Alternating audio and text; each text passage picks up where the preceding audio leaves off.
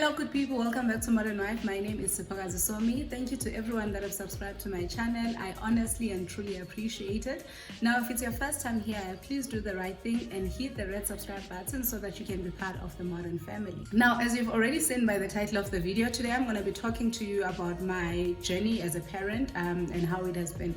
I've been very skeptical to do like parenting videos because I know that I'm not perfect and I have small kids. I don't exactly know how they're going to turn out. So I've been very skeptical to share my views on parenting, but guess what, no one is perfect. Let me just share what I have to share, and hopefully someone can learn something from it, hopefully someone can be encouraged by it, and hopefully someone can be healed by it. So yeah, that's what today is going to be about.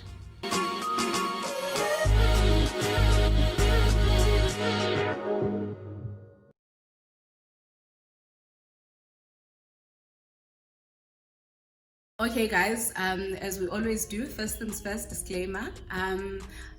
This is me sharing my journey from my point of view, my own experiences and my own opinions. I don't think it will be fair for me to bring other people's experiences into the mix or talk on their behalf, because their experience could have been different than mine. Their journey is perhaps different than mine. So if you might have any other questions that are relating to other people, other than myself, I will not be able to answer those.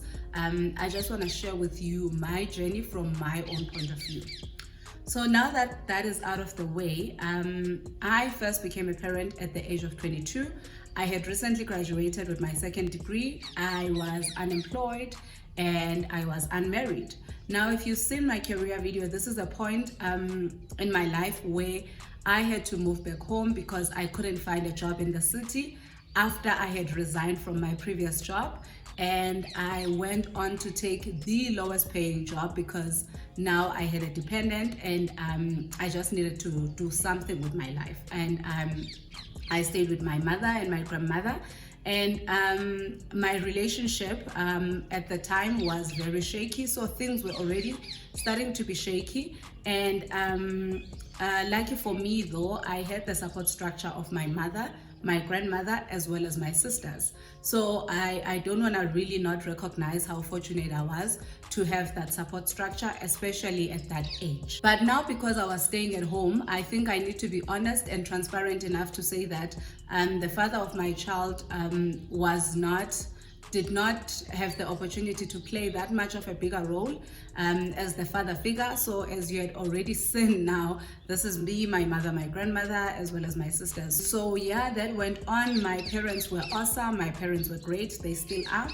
The only negative thing that I would say about staying at home as a parent is the fact that you are parenting as someone who is still parented, because sadly enough, in most Black families, you will always be a child. So I was still a child to my mother, I was still a child to my grandmother, yet I'm trying to raise another human being, which meant that certain principles that I have, or certain things that I wanted to do differently from my child, I couldn't exactly do that because there was an authoritative figure who was already above me. And I don't think at that age I was brave enough to have those conversations with my parents to say that, guys, listen here, I am the parent here, especially when they still needed to help me raise the baby. So I think that's the other sad thing, is that I couldn't just be like, listen guys, so that was the sad part. So a lot of things in terms of how I did them was really guided by what my mother, my grandmother, and sometimes my sisters said. And the other thing as well was that my whereabouts, because now when I was at work, there were people that were looking after my child that were my parents.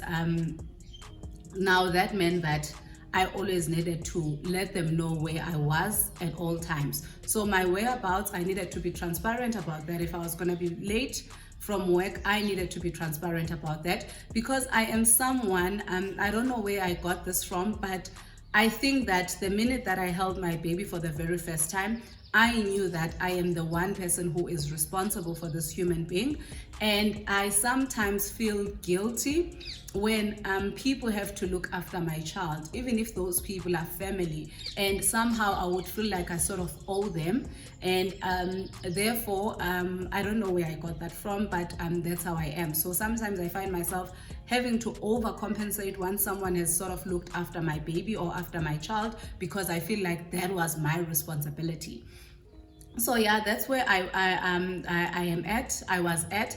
And I think honestly I can really say that that is where I really felt the negative impact of having a child out of the wedlock. And this is not to condemn anyone if this is your situation. This is not to judge if this is your situation, but it is just coming from a point of saying that if you haven't been in that situation yet, I would urge you to be very intentional about the whole experience of how and when you really want to be a parent. So it's really to urge someone who is not yet a parent to say that just think about it carefully. Just think about when exactly do you want to be a parent, and what are the certain things that you want to be in place for your child to be there before you become a parent. And if there's anything you can do about it, therefore do so, because honestly speaking, there is a lot of things that we can do to make sure that we are not parents. Okay, fast forward to me now getting a better job and moving to Johannesburg. So I moved here and I worked I think a few months, and then the following year I went home, and then I said, can I just now take on the whole role of being a mother? And I had to ask my mother and my grandmother to ubantate umntwana. That was not an easy conversation, which to this day, I do not understand. And there's often this saying that umntwana ozalelwe ekhaya akungowakho ngokamakhulu, which is a whole lot of debate. And so I had to sort of now beg them and reason with them why I wanted to stay with my child. But eventually I did. I came here. We came together. I took him to school. I enrolled him in a school here. And I was now a single parent. So this was now me, not my mother, not my grandmother, not my sister. But I was very fortunate that I had a roommate. She was very kind, and she would sometimes help me with picking up the child from school. And guys, I swear to God, that was not an easy period. And I've seen how we often stand single mothers. I just wish that we can get to a point of standing it, but not standing it to a point of condoning it. If there is any way that we can do it to have less single mothers, let's do that. Because honestly, you can stand your parents, you can do all of that, but there is a reason why, as a human being and as a child, you need both the mother figure and the father figure in your life. So for me, I'm being honest, I'm being candid, I'm getting out there to say that that is not an easy period. And if your mother perhaps made it seem as if it was easy, it is not by far an easy thing at all. It is satisfying though, because there were a lot of things now that I was able to do, and there were a lot of things that I was able to say. There were a lot of principles that I could be able to enforce, because now I was the sole guardian for my child. So that went on for a couple of years, if I can say that. That went on for a couple of years. And because I was now working, guys, maybe that's why I'm not even a liker of things. Because Joburg, guys, that's why I saw that this city is not a family-friendly city. I don't want to lie to you. So I didn't have a nanny, because I couldn't afford a nanny and then afford my son's school and pay for my car and pay rent. So I couldn't do all of those things. So I didn't have a nanny. I had to wake up very early in the morning and drop him off at school. I had to drop him off at 6, and I had to make sure that at 6 o'clock I'm back from Sandton picking him up. Then when I get home, I had to cook. And then on weekends, that meant that dololo party for me or anything like that. So on weekends, now I am full-time, whatever. My child, shame, it got to a point where he hated malls, because whenever we went to the mall, we would go with him. He would even beg us sometimes and be like, can I just stay here and watch cartoons? Because I don't want to go with you guys anymore, because on Saturdays when we're going to the mall, he was there. On Sunday, if we're going to church, we also went with him. And the other thing that I need to mention about this period is that I had a lot of healing. So if I may be quite honest, I don't like how we now use the term healing. I feel like it's gonna lose its meaning, because we're always on some heal sisters heal sister heal. But I think for me, I had to go through a lot of healing from my past relationship, because that sometimes makes you become a bitter person. And guys, if you are talking about bitterness, that was me. If you're talking about bitterness and anger from past relationships, that was me. It's still some of the things that I pray to God about. Even today, I was that single mother who was saying happy Father's Day to me. So I was that person, and I didn't want to go on with that resentment and with that bitterness. So it was very important for me that I heal, and it was very important to me that I become a healthy person. So just to touch on a few things that I learned in my season as a single parent, was that healing is very important. That's the first thing I can say, is that healing is very important.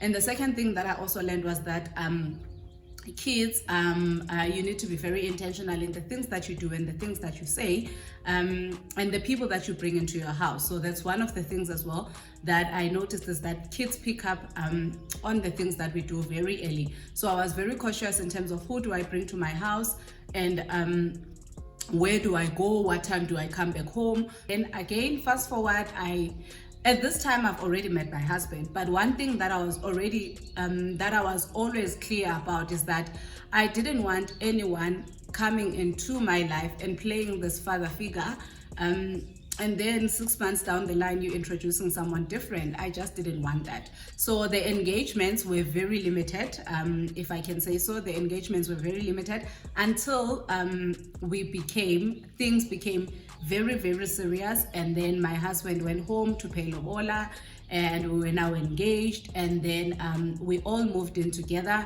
So now that's when we became a family. So now going on to sort of us as a family, in the beginning, I don't want to lie, I think it was very fun, but at the same time it had its challenges, because this is something that was new to both my husband and I, and also new to my child as well. And soon after that, we were expecting another human being into the life, which is obviously my 4-year-old now. So we were expecting him, we had a little one, and then at the same time we were pregnant. And I was pregnant. Not we were, I was. So I was pregnant, and having to transition that now from being a single mom to now being a someone's wife with one baby and another baby on the way. And so there was a lot of things that were happening at the very same time. But I don't want to lie, it did help having someone there full time, which is also going to get me into the point of, when you are now a parent, it is very important to have conversations with your I would say soon to be husband. I don't think that at each and every relationship, depending on how you do relationship, I'm someone who is an intentional dater. I don't date for the sake of dating. I become very intentional, and the intention is marriage.